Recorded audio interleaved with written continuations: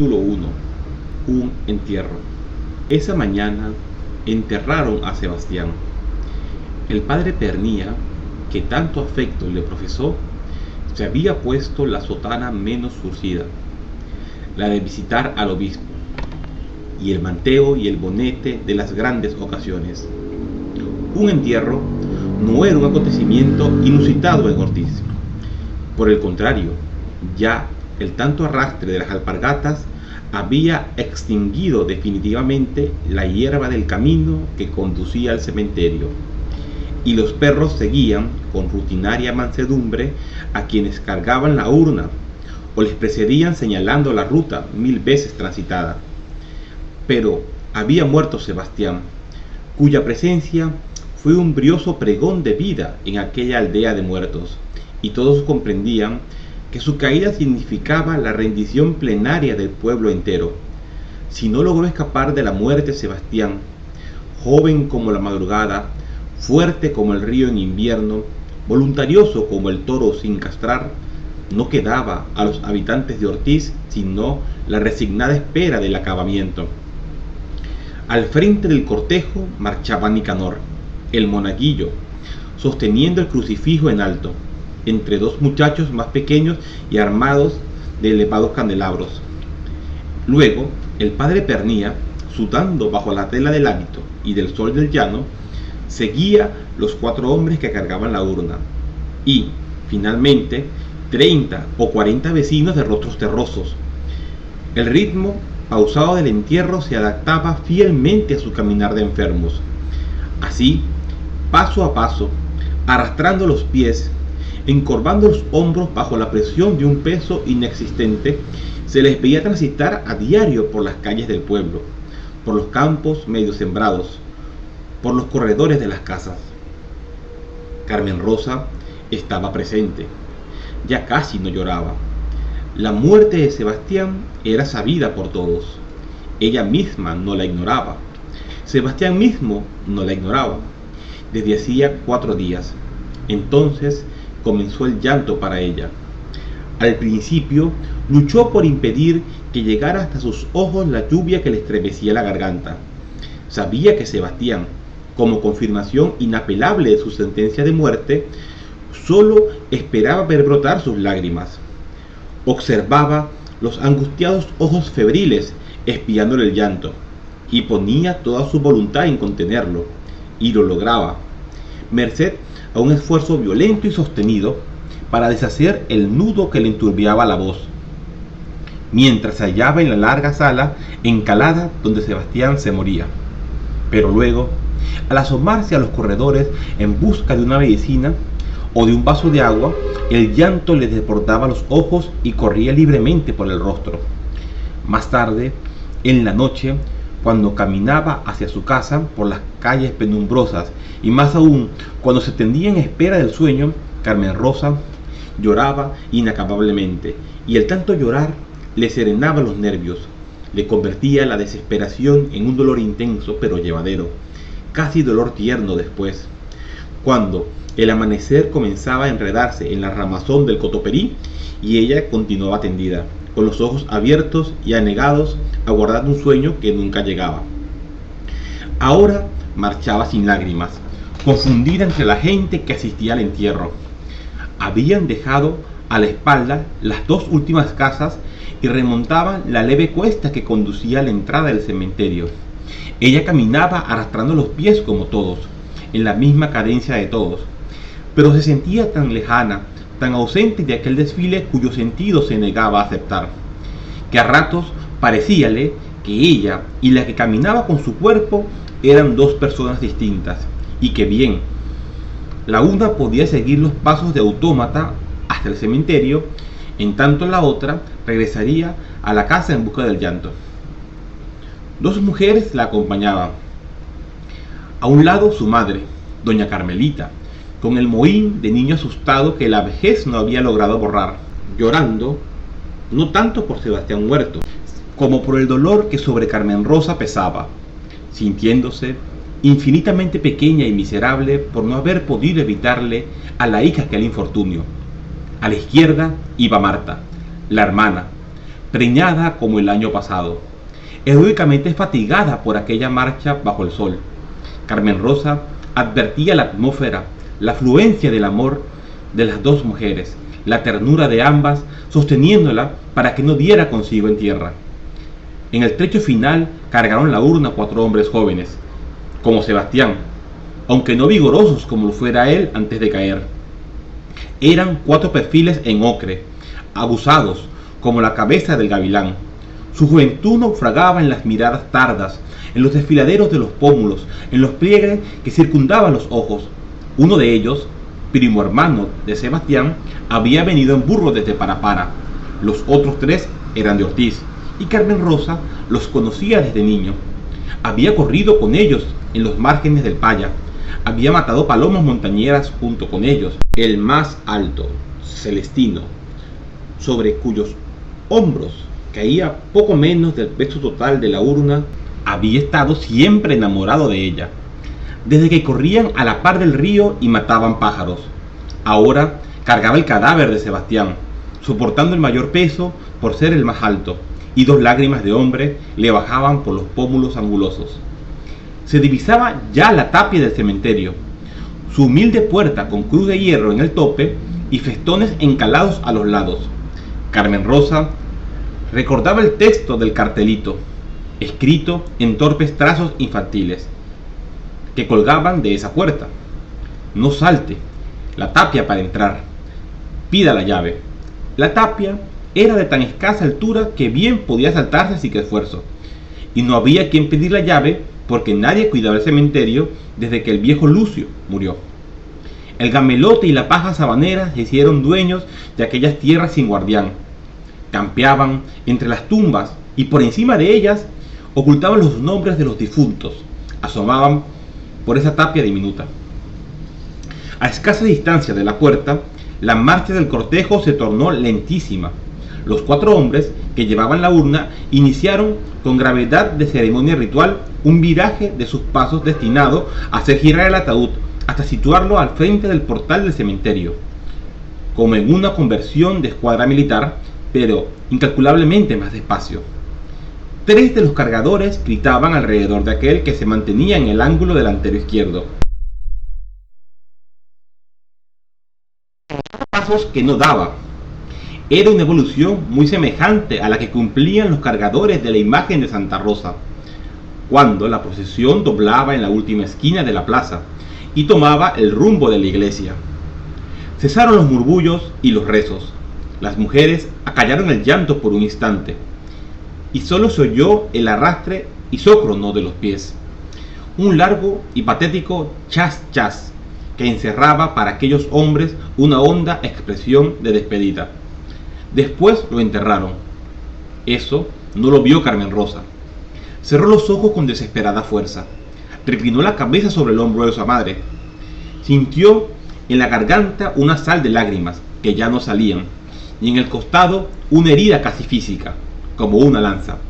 A sus oídos llegaron confusamente los latinazos roncos del padre Pernía y la voz atiplada del monaguillo que decía amén pensando en otra cosa. Regresaron por la misma ruta, ya sin la urna. Marchaban también de vuelta, al paso lento y desgonzado de los que no quieren llegar a donde van. Tal vez era domingo, sin duda era domingo, pero nadie pensaba en eso. Ninguna diferencia existía entre un martes y un domingo para ellos. Ambos eran días para titiritar de fiebre, para mirarse la úlcera, para escuchar frases aciagas. La comadre Jacinta está con la perniciosa. Nació muerto el muchachito de Petramatute. A Rufo, el de la calle Real, se lo llevó la hematuria. Apenas el padre Pernía se preocupaba por recordarles cuando era domingo, desatando la voz de las campanas para anunciar la misa. Pero aquel día, domingo o lo que fuera, el padre Pernía presenció la dura agonía de Sebastián. Amaneció junto al cadáver y las campanas no llamaron a misa porque estaban doblando desde muy temprano. Carmen Rosa volvió a casa, apoyada por el débil brazo de doña Carmelita, y seguía por un irresoluto tropel de hombres y mujeres que no se despedían de ella porque no disponían de ánimo para hacerlo. Entraban todos por el portal de la casa, Se agolparon largo rato en los corredores, hablando a media voz o mirando a Carmen Rosa silenciosamente, y se marcharon al fin. Ya mucho después del mediodía, escurriéndose por el ancho zaguán que daba a la plaza. El patio era el más hermoso de Ortiz, posiblemente el único patio hermoso de Ortiz. En sembrarlo, en cuidarlo, en hacerlo florecer, había empecinado Carmen Rosa su fibra juvenil, tercamente afanada en construir algo a su alrededor mientras todo se destruía. Tan solo el tamarindo y el cotoperí plantados allí desde hacía mucho tiempo nada les debían, salvo al riego y la ternura y a las manos de Carmen Rosa. Nacieron para soportar aquel sol, endurecieron sus troncos en la penuria, e igualmente erguidos se hallarían en el patio, aunque Carmen Rosa no hubiera nacido después que ellos para regarlos y amarlos. No así las otras plantas, ni siquiera las añosas trinitarias que trepaban a uno y otro extremo del corredor, desde que el padre Tinedo, cuando fue cura del pueblo, las sembró para doña Carmelita. Pero era Carmen Rosa quien las limpiaba las hojas secas, quien las podaba con las tijeras de costura, quien les humedecía con agua al río cuando el cielo se negaba a dar la lluvia. Y ellas retribuían el esmero cubriéndose de flores para Carmen Rosa, farolillos encarnados de la izquierda, farolillos púrpuras los de la derecha, y elevándose ambas hasta el techo para servir de pórtico florido a todo el jardín. Tampoco las cayenas, estas sí, sembradas por Carmen Rosa, que se alejaban hasta el confín del patio y cuyas flores rojas y amarillas sabían mecerse alegremente al ritmo seco de la brisa llanera. Mucho menos los helechos plantados en latas que fueron de querosén y en cajones que fueron vela, alineados como banderas verdes en el pretil, los más gozosos a la hora de beber ávidamente el agua cotidiana que Carmen Rosa distribuía, y aún menos capachos, nunca hechos para ser abatidos por aquel viento áspero, a los cuales la solicitud de Carmen Rosa y la sombra del cotoperí hacían reventar de flores rojas, cual si se hallasen en una altura y bajo otro clima.